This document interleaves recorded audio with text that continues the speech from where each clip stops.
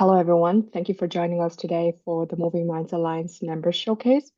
This is the fifth edition of the series of webinars that the Moving Minds Alliance is hosting to spotlight innovative and sustainable early child development in emergencies programs implemented by our member organizations. And personally, I think in light of the many changes that are happening in the international development cooperation sector, it's even important more for us to connect with our peers in the field, learn more about the successful ECD program implementation practices, and explore cost-effective strategies, resources, and collaboration opportunities for the future. My name is Dolgun. I'm one of the expert advisors of the MMA, and today we have two wonderful speakers with us. Our first speaker is Lilian Vico from the International Rescue Committee, and she will share insights from the Play Matters approach to ECD in refugee and refugee hosting context, specifically in Ethiopia, Tanzania, and Uganda.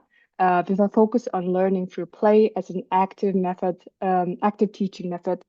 Then we have Saeed Mahmoud from BRAC as our second speaker, who will present about play-based mental health integrated ECD programs for Rohingya children in Cox's Bazar, highlighting the Humanitarian Lab model that supports children aged 0 to 5 and their families. In terms of the agenda for today's webinar, I'll introduce our speakers a little more into detail before each of their presentations. Each of our speakers will share about their programs and insights for about 15 minutes. And then we'll open the floor to our audience for a question and answer session. So without further ado, I'm going to introduce our first speaker, Lilian Vico. Lilian is a senior policy and advocacy advisor at the International Rescue Committee, where she specifically works for the legal funded Play Matters program in Ethiopia, Tanzania, and Uganda. Together with country-based policy specialists, Lilian leads Play Matters policy work with government and INGO system practitioners, with a focus on integrating and aligning learning through play with and into government policy, systems, and education delivery methods. Lilian has worked in several capacities within the INGO and education sector, including with organizations such as the Voluntary Service Overseas, Next Generation Schools, AMREF, and Plan International. Lilian has a master's in arts in educational planning, economics, and international development. So now, Lilian, I would love to hand it over to you. Thank you very much, Dilgun, for the introduction. I am sharing my screen and just want to confirm that the screen can be seen. Are you able to see my screen? Not yet. Not yet.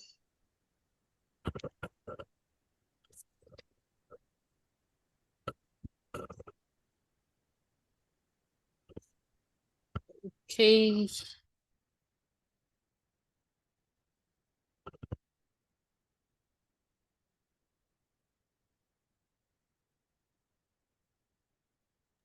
I can share mine if that works for you, Lilian. Yeah, maybe you can share yours because I don't know what is happening. I think that's mine now. Yes. Yes, it's come. Okay, that's good.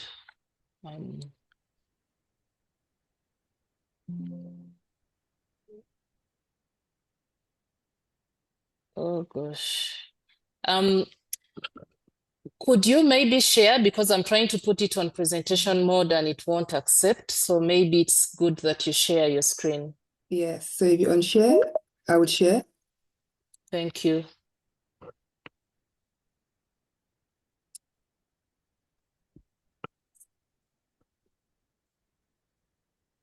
Can you see my screen? Yes, I can see. Thank you so much. Thank you. So this presentation is will focus on Play Matters interventions in ECD and primary education in East Africa, with a specific focus on Ethiopia, Tanzania, and Uganda.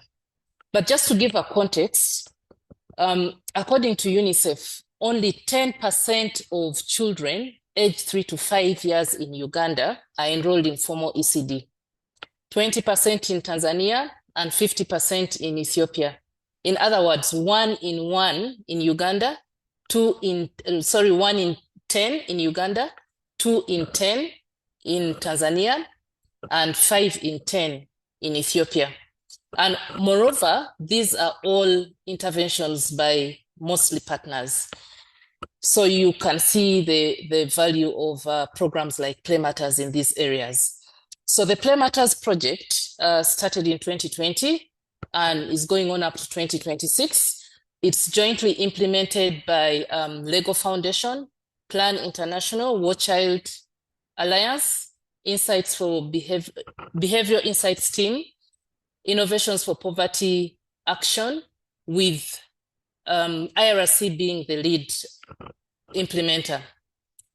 The award was granted by Lego Foundation, which is a $100 million award, with a focus to improve holistic learning and well-being for 800,000 children aged 3 to 12 in refugee and host communities.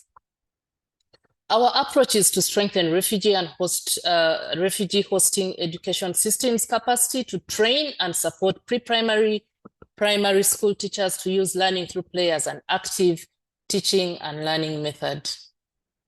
Next slide, please.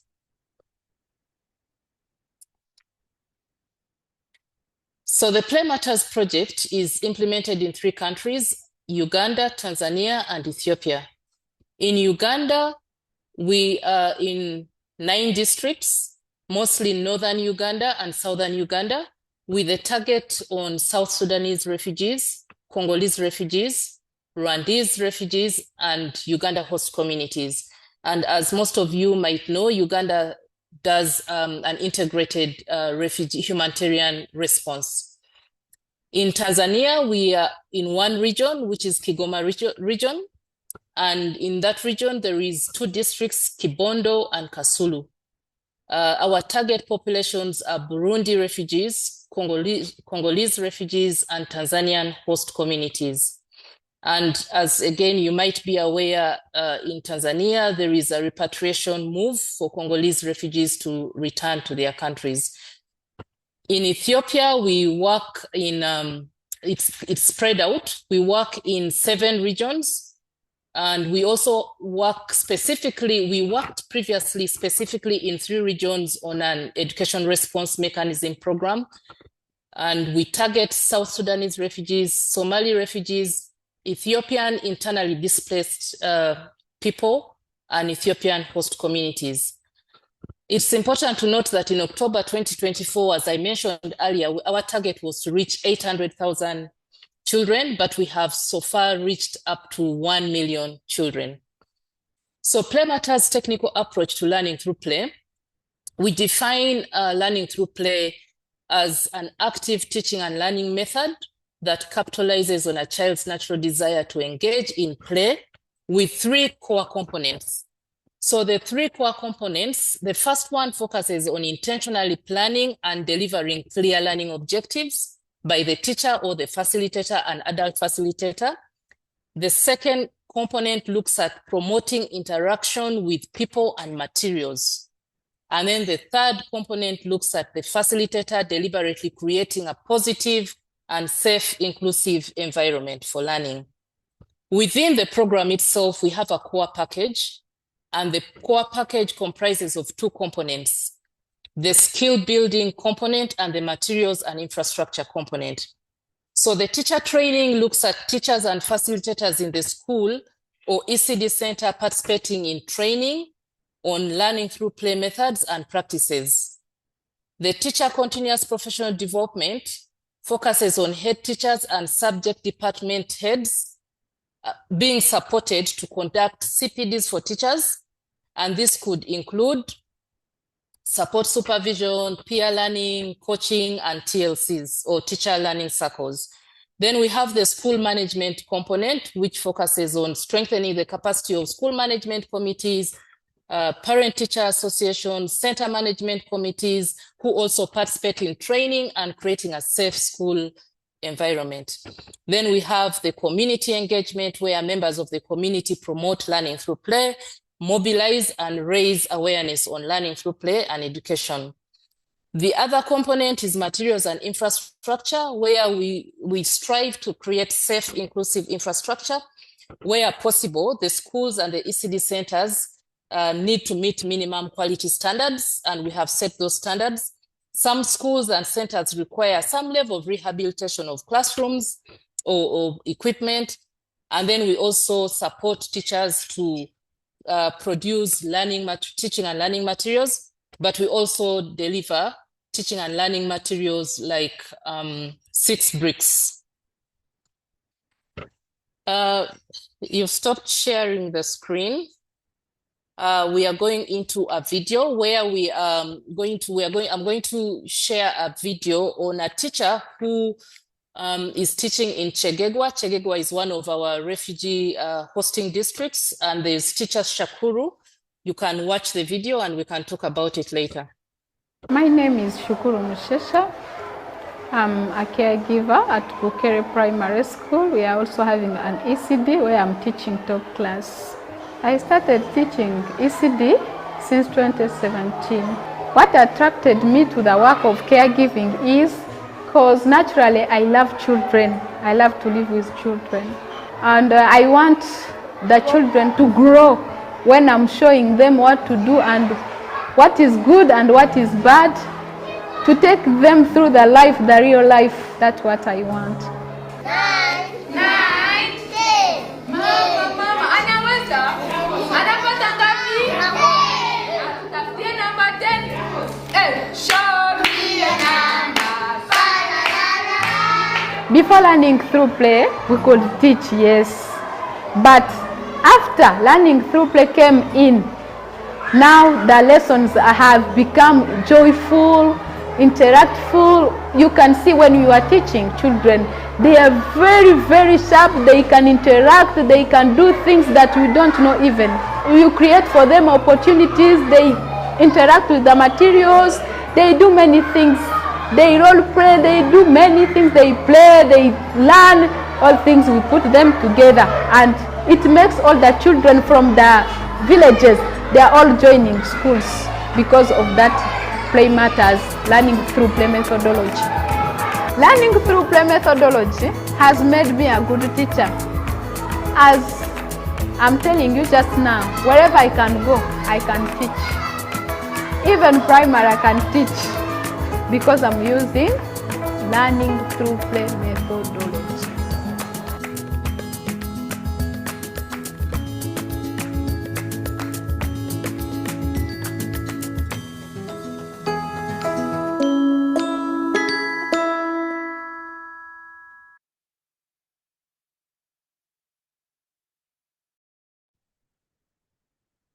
Thank you so much, Lola, for that video. That is teacher Shakuru, who is one of our teachers applying learning through play methodology.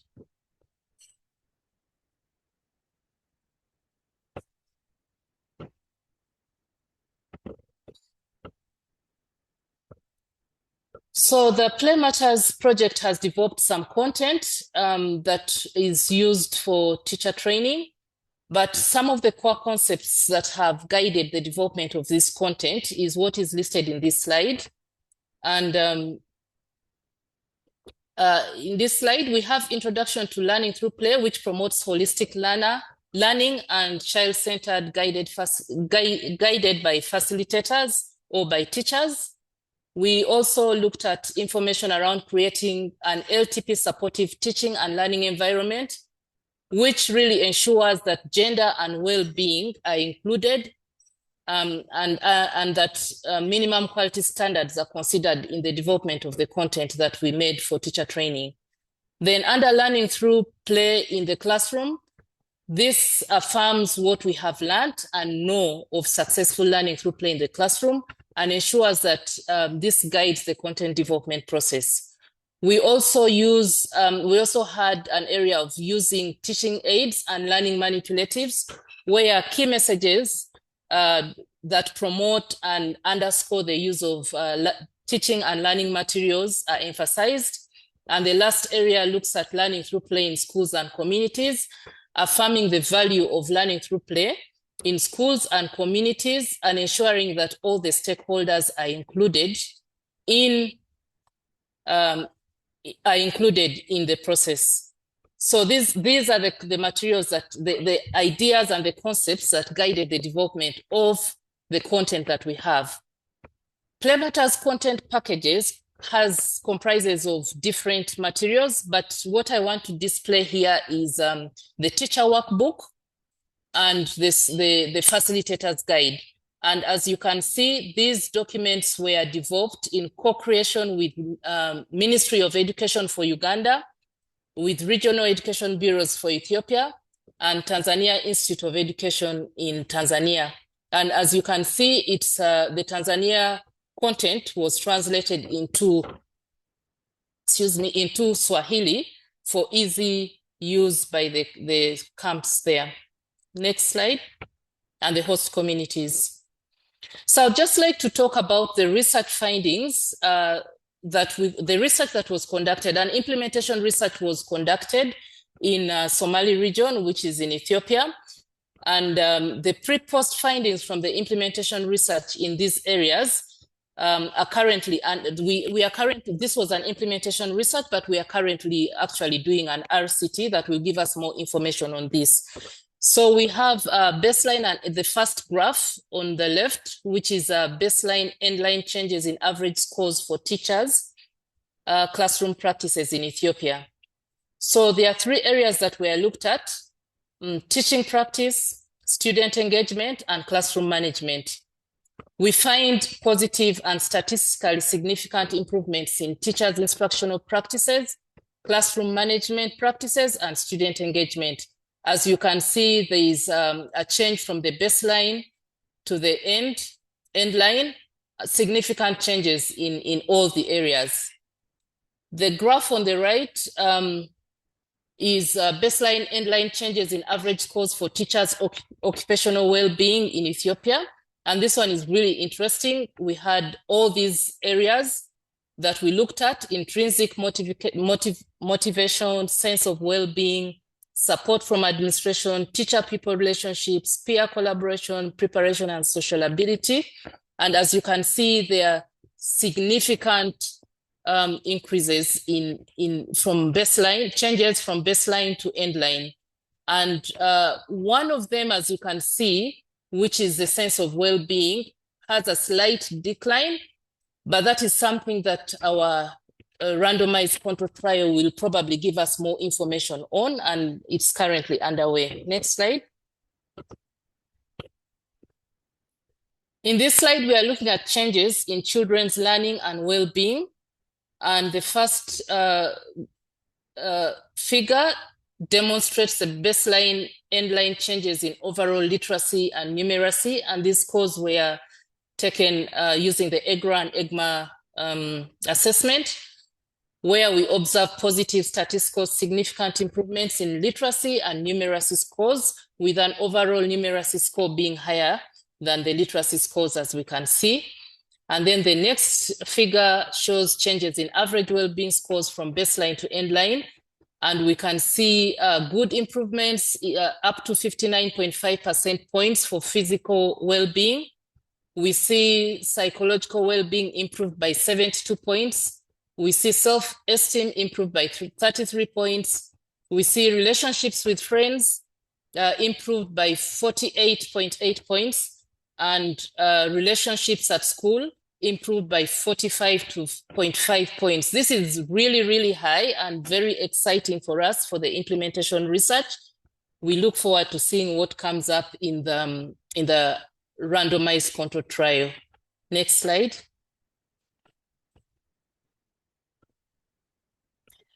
So in our work in ECD and primary education, we emphasize technical assistance and system strengthening to education systems, and focus on ensuring that we're able to inbuild scale approaches right from the onset of the project inception. We use what we call an evidence-based approach to scaling learning through play, which is the BRAC framework, where you can build on, you can adapt, you can replicate or integrate learning through play as you scale. And I need to mention that while we directly supported these policy priorities, as you'll see in Uganda, Tanzania, and Ethiopia, we worked closely with other partners and within a community of practice in Uganda, in Ethiopia, and also with other partners in Tanzania. In Uganda, we focused on strengthening the teacher development and management system in partnership with Ministry of Education. We integrated learning through play in the new ECCE policy implementation guidelines and standards. We operationalized within the learning through play within the teacher CPD framework. We integrated learning through play in the second emergency response plan. And this was really at the beginning of the project where we participated in the baseline and integrating learning through play. And we supported the setup of a community of practice for learning through play with the Ministry of Education. It's led by the Ministry of Education. In Tanzania, we did co-created materials and were permitted to use them both in the host and refugee camps. And this is a very significant achievement for us because we know that in Tanzania, there is a segregated approach to humanitarian support. So the teachers in the camps do not use the same material as teachers in the host communities, which means that when you develop materials for host communities, the camp teachers are not able to use this material. But the project was able to negotiate with Tanzania Institute of Education to permit the use of the same material and hence increasing the quality of teaching and learning in the camps. We integrated and co-created learning through play content and guides with government, including school leadership manuals, which were updated to align with the content that we had developed. And then we are in the process of digitizing learning through play teacher training content in the learner management and information systems, which will be accessed by all teachers in Tanzania beyond the areas that we are working. In Ethiopia, we integrated learning through play into the primary education teachers and training strategy with the Ministry of Education. We integrated learning through play in national teacher modules, and we are working with the university, Kotebe Teacher Training University, to train more teachers beyond the project. We integrated learning through play in training courses, in the ACD training course in Jijiga University in Somali region of Ethiopia, and we are currently in the process of setting up a community of practice in Ethiopia at the national level. Next slide, please. So finally, this is my last slide. Play Matters has made many emergency adaptations of our content, starting from the COVID-19 times where schools were closed. We distributed learning through play home learning packets, including audio content, and that was used in the camps. And then we also had the emergency response mechanism that I talked about in Ethiopia at the beginning, where we distributed home packets for teacher training on learning through play. Important to note here is that it was also integrated with other components like WASH and health and protection issues. And then we also developed teacher training as part of government-run accelerated learning programs in Ethiopia, among the internally displaced communities. We are going to soon launch the emergency pack, and I invite all of you to be part of this launch. It will happen in March, on March 30th, 2025. We shall share this poster with you, but there's a QR code there that you can scan and be able to register to be part of the launch of the emergency pack. Thank you very much for listening, and back to you, Dulgan. Thank you so much, Lillian. I think this was such an insightful presentation and showcasing the importance of integrating learning through play into education policies, and also how adaptable this program is. It's quite impressive, and I'm sure the audience has some burning questions to ask you to gain more insights. I do have, but we'll hold on to them until the Q&A session. I already see that there are some questions and comments around it, but yeah, we'll definitely get back to that. So now I'd like to introduce our second speaker of the webinar, who is Syed Mahmoud Sani. He is the Partnership and Communication Lead in BRAC's Institute of Educational Development and has been working with BRAC since 2018. He has been leading the Play to Learn project since its very first inception and is additionally supporting the organization by managing a number of projects focused on ECD, mental health, and childcare initiatives. He earned his bachelor's degree from the Cardiff Metropolitan University and his master's from the BPP Business School, which are both in the UK. So without further ado, I'll hand it over to Saeed now. Thank you, Dulgun, and welcome everyone. Pleasure to have you all. I'll share my screen right away and we can just delve into it.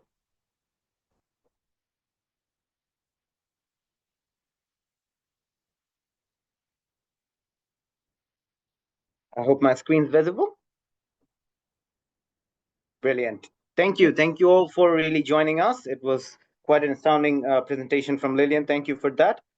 We will also talk about emergency response. We heard about Uganda and Tanzania, and now I want to talk about the emergency response in Bangladesh. We're going to talk widely about the Play to Learn project. Many of you who have attended the previous showcases might have listened to our partner Sesame Workshop present the Play to Learn Research Hub, where we integrated all our learnings, all our studies, which was widely resourceful for all the implementers around the world. Today, we are going to talk about the direct service aspect of that project. And it was quite a journey as we learned from this community, from this resilient community, as we designed these solutions with them, co-created these solutions with them. It was quite an astounding journey, and I'm going to give you a glimpse of that journey as I walk through this presentation. So the Play to Learn project was funded by the Lego Foundation, of course, being the champion of the past decade in play. They invested a staggering $100 million US dollars, $100 million US dollars to that was created a consortium of experts led by Sesame Workshop, BRAC, IRC, and New York University.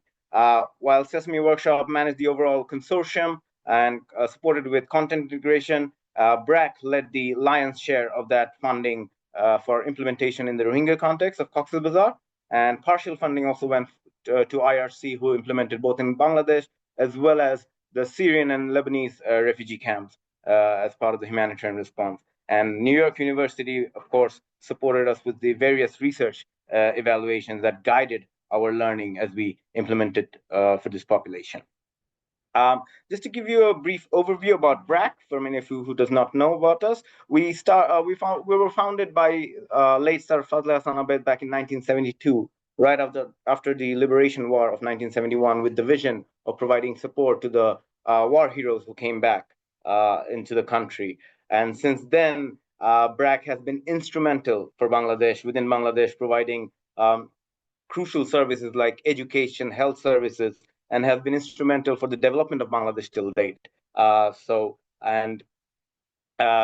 This over the past decade, BRAC has also spread its wings across the globe with large-scale implementation in Asia and Africa, and regional offices across the globe. BRAC's approach has always been through community-led innovations, and always have been focused around reaching the hard-to-reach areas, where reaching the most marginalized communities to provide them support, especially focusing on women and children. Now, BRAC's ethos and approaches, as I mentioned, has always been focused on community. And it was always the belief for BRAC that no matter what the problem is, the solution lies within those locations. No matter which communities we work with, whether it was health, whether it was hygiene, wash issues, the solutions always remain within those communities who actually faced it. And that's where we widely honed on the idea of co-creating solutions and interventions with the community, keeping their cultural norms and values intact. We always honed on to that idea. Now, moving back into 2017, when the large influx happened, when many of us heard over 700,000 displaced Rohingya population came into the borders of Bangladesh, seeking shelter because they were driven out of their own country, and their own habitat. And when they initially started coming in, it was a horrid situation, a situation that humanity did not deserve. And we saw that most of the population who actually sailed through or even walked through across borders were children and women. And if you even look at the stats on the screen, you can see that about 54% of the population was below the age of 18. 52% of the population were women and children, women and girls. And you have a 19% population which was below the age of 5. And we had so many women who came in who were pregnant during that entire journey. It was a sad situation as far as our memory really stretches in. And initially, BRAC widely focused on initial response, emergency response, widely focused on water, food, sanitation, provided shelter, and other life-saving services. And because our work widely revolved around the ECD interventions and around the younger children, we looked into the CFS, the UNICEF child-friendly spaces, and we saw the children who were sitting there clueless, lost in their world because they were driven out of their own location, own habitat, and they did not know. They were so young, they did not know why this was happening to them. They had Scrabbles, Monopoly in front of them. They did not know what to do with. We immediately realized that we needed context-specific solutions for these population, for these children who actually knew their own games, who knew their own rhymes. So that's when we started discovery these local plays. We asked those children what are the games that they wanted to play with, and we started integration of play into the CFSs. And it was very slow development in the early stages as well, because we saw that no matter how much local play we tried to integrate, it was still not enough. And we saw that this was a very different population we were dealing with. They had an immense level of trauma that they actually faced. And when they walked into it, we were trying to initiate learning through play, but we realized that they needed healing way before they started learning anything. So this is where we actually use the power of play to transform this into healing. And we really hone on to the recognition of the mental health needs. And with this integration of play and integration of mental health, we started designing the Humanitarian Play Lab model. Now, going further into it, what is the Humanitarian Play Lab model was widely focused around to provide a safe space for children aged 0 to 5 years old. And because of the sheer numbers that we really saw coming in during that time. And considering their needs of mental health, we really started working around the mental health integration. But widely, this is a safe space created for children where children of this age really came into, really played with their peers. And we identified play leaders from the community who went through basic 5-day basic trainings, monthly refreshers, hand-holding sessions, to really get the knowledge of ECD, the knowledge of early childhood development, the idea of cognitive development, what kind of play really can trigger that kind of initiative, what kind of rhymes and stories really can trigger that kind of development. We really try to hone all that knowledge into that play leader who was from the Rohingya population. And she's the one who tried to capture all these children from across her neighborhood to really get them to, so that they get these safe spaces to play. And this is how the Humanitarian Play Lab idea was born. And our initial objectives was widely around healing, because we recognized their mental health need, building resilience. Of course, we saw how resilient this population was. No matter what they went through, they still managed to find some laughter within these Humanitarian Play Labs as they played within these places. Of course, learning was a core objective for us. But one of the things that we really hold on to is the cultural preservation, because no matter how much we saw in those CFSs, those alien games meant nothing to them. And we try to preserve their culture. We try to preserve their norms so that they can really hold on to their own stories, their own play. And that really creates this essence of sustainability, so that even when we're not there, these elements of training, whether it's to the play leaders or the plays that are being practiced within the children within the HPLs, are well sustained within their systems, and they don't tend to forget that. Now, the Humanitarian Play Lab obviously was designed across different age cohorts. Now, we strongly believe that ECD starts before birth, but we widely see across the globe all these models for ECD mostly around the 3 to 5 age cohort. But we keep forgetting the most important age cohort, which is the 0 to 3, which requires a a caregiver-child interaction service. And this is where we widely focused. When we were implementing in the Rohingya camps, we widely focused on the home-based model for the 0 to 3 age cohort. And we started off with the mothers initially, where a mother within the community was identified, like the play leaders, who was build capacity across these ECD elements and also well-being efforts. And this local woman used to go around her community, her catchment area, to identify mothers who had children of that age cohort from 0 to 3. And they got into a 1-hour session weekly. And we engaged them into talking about their problems, what they really wanted to do. And we saw that this was something entirely new for these mothers, because the very fact that they could talk to some random people who lived in their habitat all of a sudden, because this was an alien land, but these are the only familiar faces they see, they started sharing their problems. And we actually got to find out what their actual issue is. Initially, they were not willing to talk to us. Even the facilitators went into home visits. The para-counselors, who I'm going to delve into further in a bit, played a crucial role to really go into home to home to really provide service, but they were not willing to talk. But eventually, when we started creating these spaces for them to talk, these local sessions led by their local community member, they started talking about their issues. And this is where the capacity building that was done with the mothers was well transformed into the mothers of those, but the participants of those sessions, who talked about nutrition factors, who talked about hygiene factors, how to really care for their newborn at that age. And that really started creating an impact. But right after that, we also noticed that even then the mothers, it's from the community mothers, we actually, went through series of FGDs with them, because when we co-create interventions with them, we just don't go take that learning and start designing. We also go back to them and see if it actually works. So we started going back to them, that the design that we created, if it actually works. And then they really recognized something that really was eye-opening for us. They said that you are telling all of this to us, but what about the decision makers of our family? That's the fathers. If their fathers don't know the things that you're telling us, it does not make it. We cannot really do anything by ourselves. And that's when we realized that, of course, childcare is not just a mother's responsibility. We started onboarding the fathers, and we started identifying father volunteers who did a similar design for the home-based session within their homes. They collected fathers from their local communities of the same children that we actually provided session for their mothers as well. So they came in together and they started talking about their problems as well. So it was a really great innovation that we really found, including by the inclusion of fathers. And the research findings from NYU really show what kind of evaluation, but we'll delve further into that later.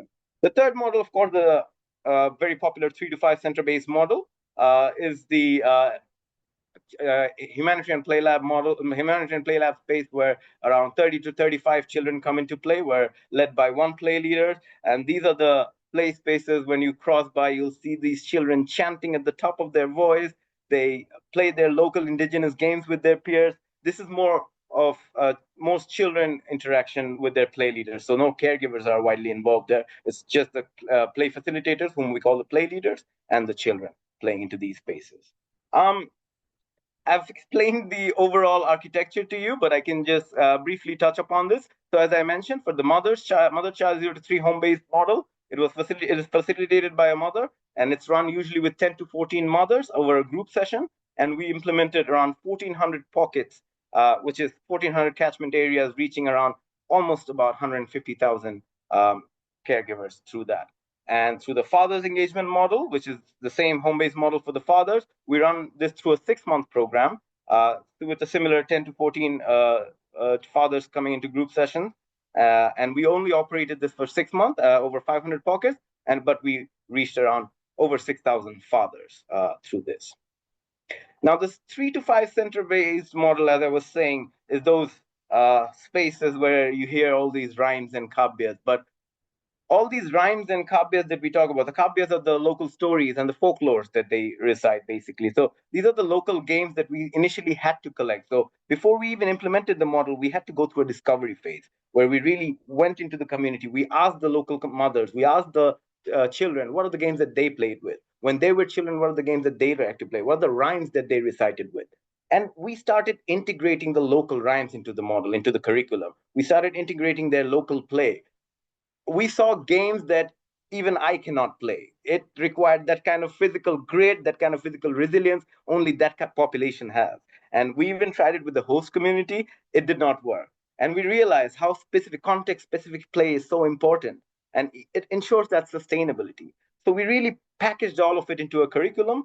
And we also added the Watch, Play, Learn videos that was innovated from the Sesame Workshop, our partner Sesame Workshop, and the children loved it. We integrated into the curriculum. Every time we play those videos with the Muppets coming around, children absolutely love it. So that also created an essence that where we actually saw in such a difficult context where technology remains to be such a massive issue, where they barely have electricity, we could show them the Sesame Watch, Play, Learn videos, which initiates further development as well. And of course, the core element remained to be the mental health and well-being. The integration of mental health, of course, had to be the key piece because, as I said, they needed healing before they initiated learning. So this is where we developed a whole para-counselor model. And within these sessions, of course, there was the play leader, but there was also a para-counselor session sitting across the home-based sessions, across the center-based sessions. And they observed these children. They observed these children to see if they had any deficiency, if they needed support. And then they went through a referral pathway. But I'll delve further into it when we explain the mental health integration on how that happened. Of course, the 3 to 5 center-based model with the similar design went into a 12-month program with one play leader and other volunteers. It went through 5 days a week session as opposed to the weekly session in the home-based intervention. And of course, a one home visit every 1.5 months. Through 304 center-based establishment, we have reached over 104,000 children and about over 115,000 caregivers over the past 5 years. And as part of the whole intervention, of course, we also intervene in the host community, where within the government play labs of Bangladesh, we co-located play labs, taking in learning from the Rohingya camps, taking in learning from our previous ECD intervention. We designed the curriculum focused on the Bangladeshi population, and we scaled this across 400 schools in altogether Bangladesh across different projects. And through this, we were able to tap into the national pre-primary curriculum, where we were invited into the committee to develop the national pre-primary curriculum for Bangladesh. And that was a very big contribution for the national. And this is being piloted right now and will be scaled across 66,000 schools in the next decade or so. Now, of course, the mental health integration that I kept on talking about, this was the basic innovation that was needed. And this was a para-counselor's model that was designed to provide support to this population, to this displaced population in need. And as I mentioned, it was a para-counselor who observed these sessions, who observed if any children needed support. And whenever, of course, the para-counselor went through a rigorous training process supported by the psychologists, mental health experts, and this capacity helped her identify and observe any cases if she can support it. With her basic first aid, psychosocial first aid skills, she tried to intervene through home visits if she could support that child, and as well as the parents and the family. And if it was beyond her capacity, then that child was referred to the psychologist. And as you can see the chart here, the referral pathway kind of works from the frontliners to the para-counselors to the psychologists, and the psychologist to the mental health expert. The supervision and the capacity building process also worked in the other way around, where the mental health expert provided a supervision and a training to the psychologist, and the psychologist provided the support to the para-counselors, and the frontliners and para-counselors combinedly supported the community to provide their mental health support. And this was the para-counselors model that has been profoundly helpful, because as we initially intervened with these homes, as I said, they were not willing to talk. These mothers, even the facilitators who we tried to onboard, they were not willing to even work, because it was a very different context for them. There was religious barriers, there were cultural barriers that really prohibited them to come out of their even homes. But over 5 years of working with them, closely with them, sensitization, we saw the impact that created, and the para-counselors played a critical role in that transformation. I will quickly further delve into we're quite at the end of the slide. So another core element, of course, was the design of the HPLs. Of course, we tried to create a homely space for these children so that they felt homely, a home away from home, even though they can see Myanmar away from these camps. But we wanted to create a space. We wanted to create a design space that really suited their culture. So we brought in elements from their background, from their local culture. They have these rugs they call Samiana, that's in every house on top of their homes, and we brought all those fabrics into the play lab so that they felt homely. And another core thing we did was the community engagement workshop. Of course, all these play labs needed materials, and what we really saw is these local materials were created.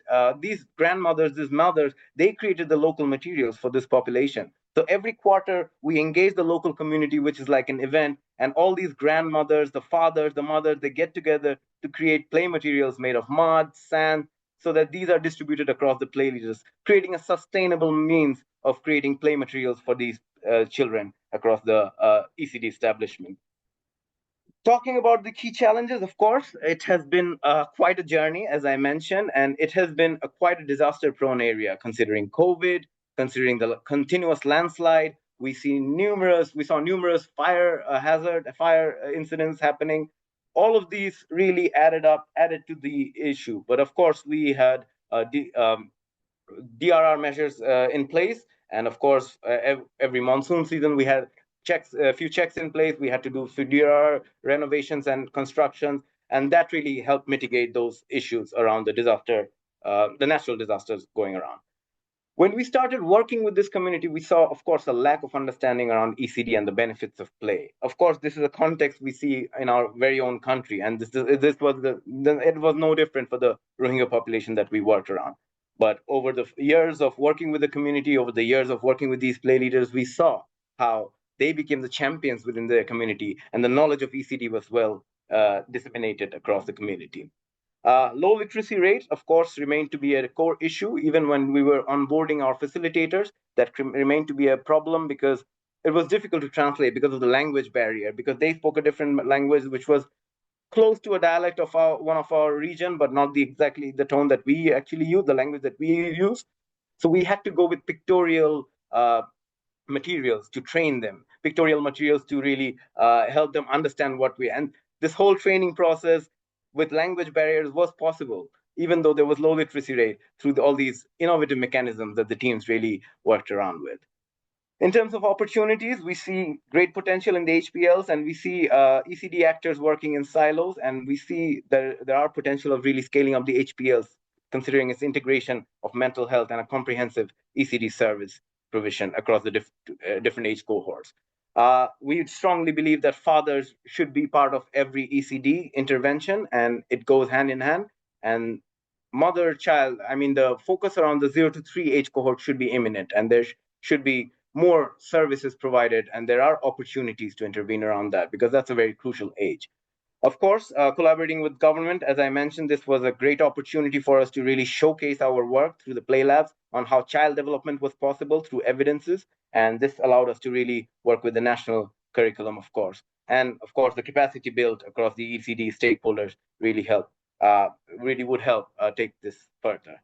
The Play to Learn Resource Hub, as I mentioned initially, I'm not a research person, but we have numerous research done, longitudinal studies, impact evaluations by NYU. We have many of other research done by ourselves. And of course, we have created a short course as part of a legacy of this project that really shows how the processes and rigorous methods of co-creating with the community, the measures that we took. The Resource Hub will really provide a hub for experiences that we've had as part of this emergency response, and was aimed to really help and guide implementers across the world who work in emergency response. In terms of key takeaways, we learned that collaborating with communities leads to stronger foundation and more impactful interventions, and that support both healing and learning in humanitarian context. ECD and mental health comes hand in hand, and it cannot be seen in crisis context. ECD cannot be served independently. Mental health has to be integrated as part of this.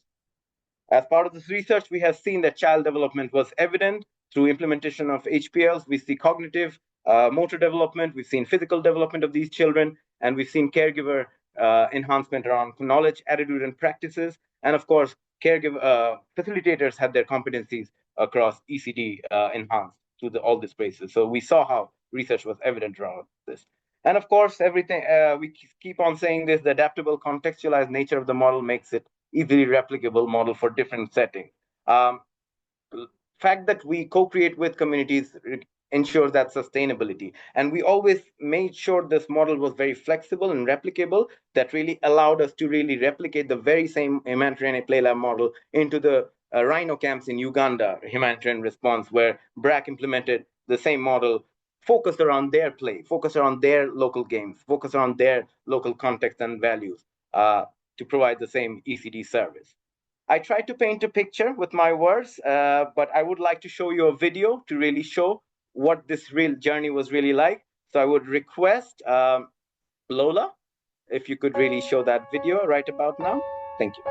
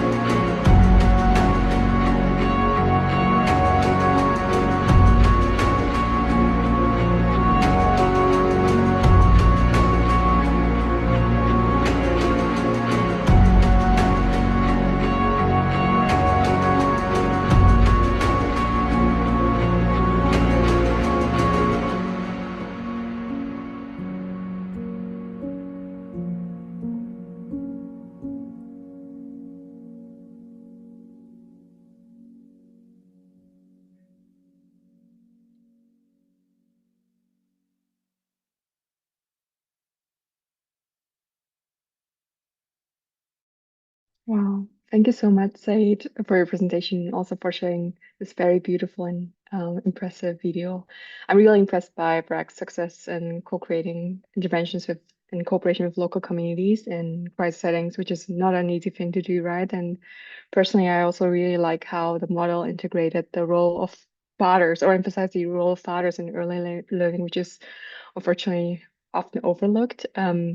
So according to our plan, we are unfortunately at are a little over time, but I hope that our participants can stay a few minutes more for our Q&A session, and would love to also start off receiving questions in the chat box, but also if you wanna comment or ask your questions directly from the speakers, I also ask you to use the raise your hand function so that we can also unmute you and receive your questions directly. Just to kick off the questions and answer session, I prepared a few guiding questions for our speakers, and I'd love to start with Lillian and ask her about specifically the part of teacher well-being and LTP implementation. The findings you have shown has highlighted how teachers' well-being affects classroom environments and the success of play-based learning. So based on your experience, what strategies have were most effective in ensuring that teachers are not just trained but also supported in their own mental health and professional growth?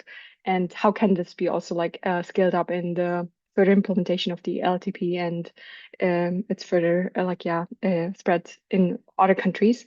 For Saeed, I want to ask about his vision for the future. Like looking ahead, what are the biggest opportunities for expanding this play-based and mental health integrated learning in humanitarian settings program initiative? And what support or partnership are essentially needed to make this approach a new norm in ECD and crisis response settings? Thank you very much. I will start responding, and my colleague Anne is online. She will also join in. We have a very specific program. As I mentioned earlier, we work with War Child Holland as well, and we have a Team Up program, which is a well-being initiative for teachers and learners. This program enables teachers to get support on their own well-being that goes beyond coaching teachers on the methodology itself, but also mentors teachers around issues that they are dealing with in their daily life, around the environment, their, for example, their salary pay, their housing and teaching and learning environment, the infrastructure, and how to help teachers manage large classrooms of children who themselves are affected by trauma. And then the children also participate in these similar programs. But as we are aware, ECD is regulated by government but not supported by government. So the ECD teachers are also, we pay a stipend for the teachers, the ECD teachers, so it enables them focus on the teaching and learning in the ECD centers and keeps them at least calm, because where teachers are not given a stipend, they end up engaging in other activities to have a livelihood for themselves. I will stop there and ask Anne to come in. Thank you. Hi, everyone. I think you said most of it, Lily, and I would just add that our teacher professional development model is also really set up to allow teachers to get some skills around how to improve their own well-being, how to be reflective. And in addition to that, we've found that some of the components of our model, such as helping teachers to have a better relationship with students or having teacher learning circles, those themselves are helpful for improving teacher well-being. They give a chance for teachers to have improved relationships and to have an opportunity to discuss with other teachers and to have that peer support. And then we also provide quite a lot of, teacher professional development from head teachers and from other lead teachers in the school, and also from system actors for teachers. So by just providing that additional support, which is more professional in nature, it also seems to be supporting their improved well-being overall. But it is a really hard nut to crack, figuring out how to support teachers with their well-being, but they're the key. That's the key to all of this. I'll stop there. Thank you so much for the chance. Thank you so much, Lily and Anne. Yeah, it's definitely not only a one type of a response to it, but it's a complex issue that needs to be addressed from multiple ways. Right back to you, Saeed, about the scaling up of BRAC's initiative in crisis settings. Thank you, Dulgun, for that question. I think that remains to be an important issue across. We have so many different ECD. I was speaking during my presentation. There's so many ECD services happening in silos, and different actors are implementing their different ECD programs. I think this is the time where we all need to collectively come together. We need to really recognize the collective needs. We need to really see what are the core needs, as we found as part of this whole project and this part of this whole experience, that ECD comes hand in hand with mental health. And in crisis settings, it remains to be even more crucial. I think these are the common understanding we really need to come in. And we have created a model around the Humanitarian Play Lab that has proved replicable in the rhino camps in Uganda. It has been we kept the model very simple, flexible, and so that it could easily be replicated across different programs. And of course, the only missing elements remains to be the co-creating elements, co-creating with the communities piece, which obviously implementers need to go learn from the communities and design. And we have created a whole short course around that. For implementers, it's open source. It's available in the Play to Learn Resource Hub. You can all just go in and just take this open source asynchronous course and really learn of the experiences that we've had. We've plenty of research report as well to guide you there. I think we all need to really come along together to understand this common need that ECD really starts at before birth. So there's no 3 to 5. It has to really cover that entire age, focusing on the 0 to 3 age cohort. And it has to cover the whole ecosystem of a child, where we include the mother, we include the father, and in many cases, even the extended family, which we saw very common in our cases. So these are the collective understanding we really need to come in and design this one unified model or one unified solution for the communities that we serve, rather than going into silos. I think that would be my one ask from the whole ECD community across the world. Thank you, Said, for pointing out the importance of collective actions and putting our forces and powers together. I think this one question that we received is directly to you, which is a very yes or no answer. From Tricia, she asked, I wanted to know whether the mother and father groups are mixed.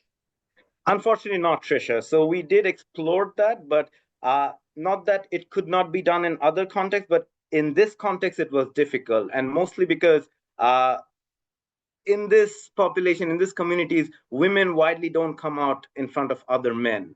So they're a very collective, they're a very Muslim religious community, and this remained to be a barrier. So even when we actually wanted them to have collective session, which we actually thought would be helpful, would be profound, they were not very comfortable. The women were not comfortable coming in front of other men. So that's why we had to keep the session different. However, what we really saw was the mothers and fathers, they talked. They talked about the session that happened that they received from their facilitator, and they saw synergies. And what we really saw that I could not cover as part of my presentation was we saw the family dynamics change. Through the Fathers Engagement Initiative, the NYU impact evaluation widely shows how family dynamic improved. We asked, obviously I'm not a researcher, I have seen a baseline and end line with my own eyes as part of this whole journey. So I have seen where fathers were asking us, why don't we have interventions like this as you are supporting these mothers? We want services like this as well. We want to know about our child well-being as well. And as soon as we completed the 6-month intervention,